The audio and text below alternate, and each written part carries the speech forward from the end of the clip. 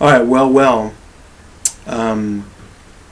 Like Dead Hot Sun uses some of those unbarred chords. I don't know exactly what to call them because I'm not as versed in some of the guitar theory that you guys might be versed in. But starts out with the E7 like this. Usually the way we do this is I play the beginning part by myself and you guys come in during the where the drums come in. But it starts out like this.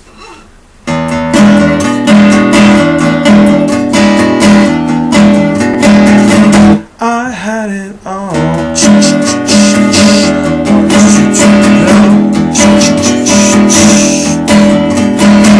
And then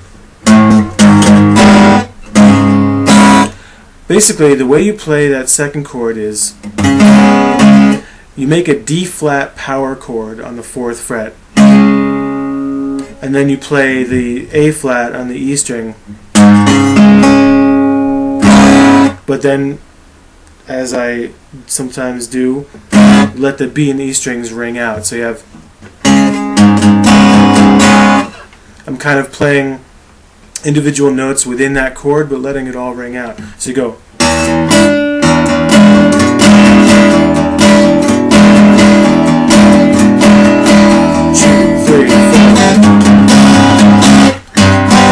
Same thing, just move it down 1 fret for the G.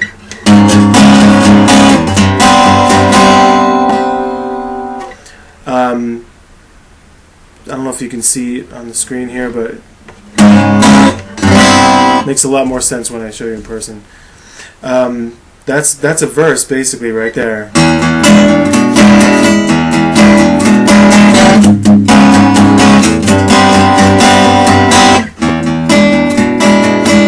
I tried so hard to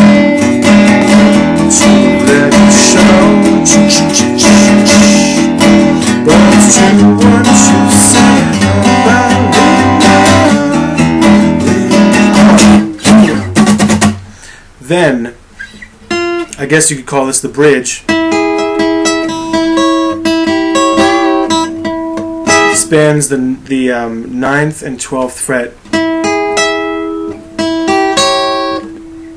I guess it's just an E major triad that becomes an E7 triad.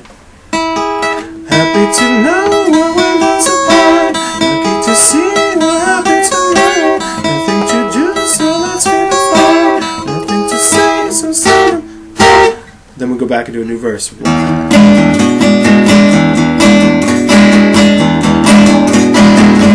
I landed on. That's when the bass and everybody kind of comes in a little bit more prominently.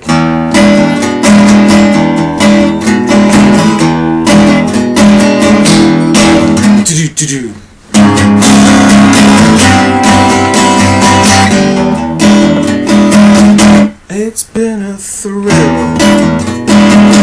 to stand alive.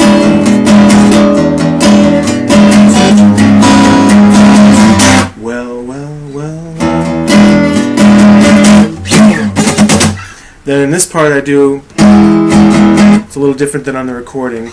It's fit to find, I do like an E major triad.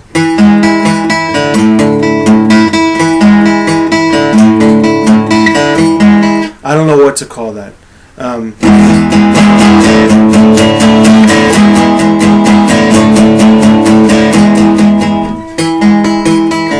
It's fit to find, it's fit to find, too far now. Follow your own. It's good to be someone who you know. This isn't for to be me. And then we go back to the happy to see you when there's a part. Lucky to see you, happy to know. Nothing to do, so let's be the fun. Nothing to say, so say them. On the recording, it goes, nothing to say, so send them.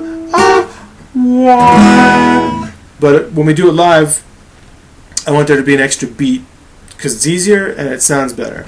Nothing to do, so send them. 1, 2, 3. Basically E to A. A lot of crazy stuff happens in there. Over the years, we've developed this into like there's this one riff that Pete and I have played that goes throughout. But what I've done lately is I just go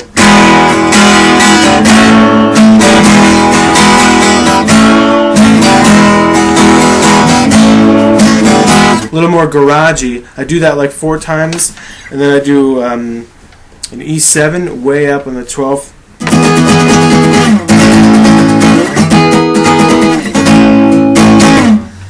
A lot of cool little things you can do in there. I do, in hindsight, it's this one little piece that's a little bit like the Blue Skies Falling riff.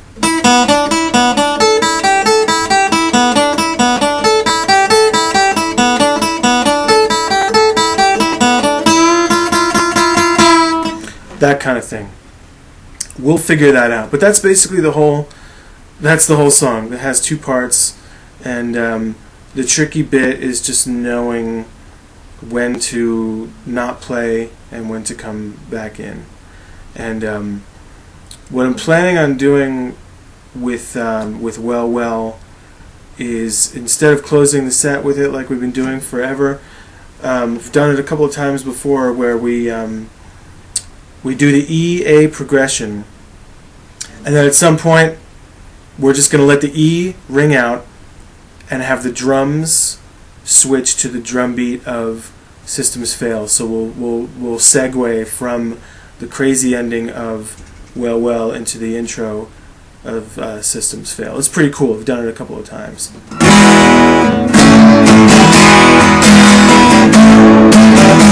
Something like this.